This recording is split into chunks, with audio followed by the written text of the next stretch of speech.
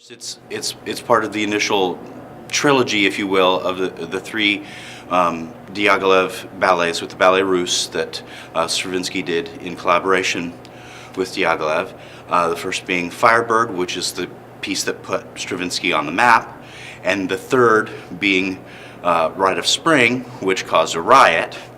Like those two, Stravinsky is at the full powers of this young, ambitious composer, and he's taking everything that he learned about harmony and about orchestration from his teachers, including notably Rimsky-Korsakov, particularly with the orchestration, but doing it in such a new way that audiences didn't really know what to make of it.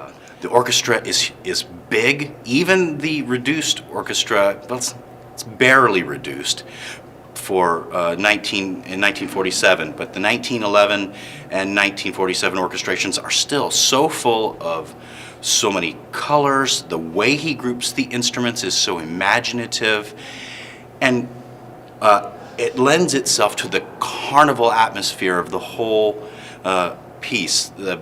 The shimmering colors, the way he uses the brass, and my instrument, the horn, is used so often in a very bright, shimmery way, being a bridge color-wise between the brass and the woodwinds. Well, Petrushka is on every trumpet player's bucket list. The Ballerina's Dance excerpt is on almost every orchestral excerpt list in the world.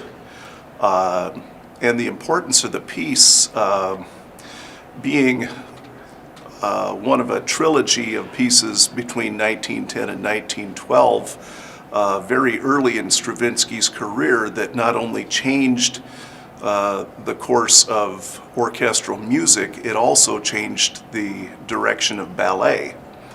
The piece is so wonderfully crafted that it's a whole lot of fun to play. Well, the part is obviously quite difficult. Stravinsky really doesn't care what the instruments can do and what they can't. The bassoon part has a lot of really unpleasant things in it, but they're fun to work at and they're great work.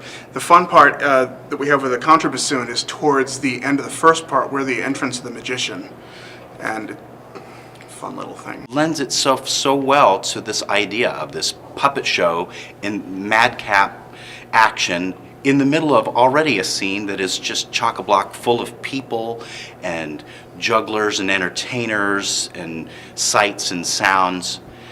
I think that's one of the things, the orchestration of it makes it so immediately such a special experience for a listener. Well, like I said before, it's the ultimate expression of orchestral musicianship. You have to bring your A+ game with everything.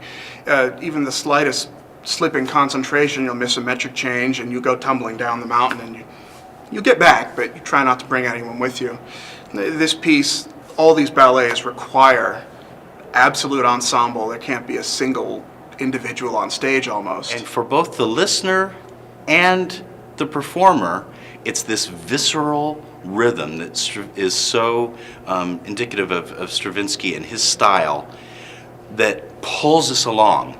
And we feel it so strongly, but we don't know exactly where he's taking us, because he'll change up those patterns in ways that almost makes us, as the listener and the player, feel like we are the puppets, and Stravinsky is the magician pulling the puppet strings in this little herky-jerky dance. But I think, like being on a roller coaster where you're not sure where the bends and the twists and dives are going to take you, that's part of the excitement of this piece for both the players and the listeners. My mother had, and I'll date myself here, a record of this piece, and this is when I was 5, 6, little kid, and in the record kit, they had this little paper puppet kit, and you could like make up the scenes and play with it. I have very fond memories of that. Nothing specific, but I have a general memory of just thinking it was really interesting. Very cool. And when I was a little kid, the story of the ghost kind of scared the crap out of me. This is a piece that I have wanted to perform the principal part on, you know, all of my playing career. It's very exposed solos, but they are so much fun to play. I've played them as excerpt list material for so long, and now to get to actually perform it, you know, as a presentation of the piece of music is very exciting to me.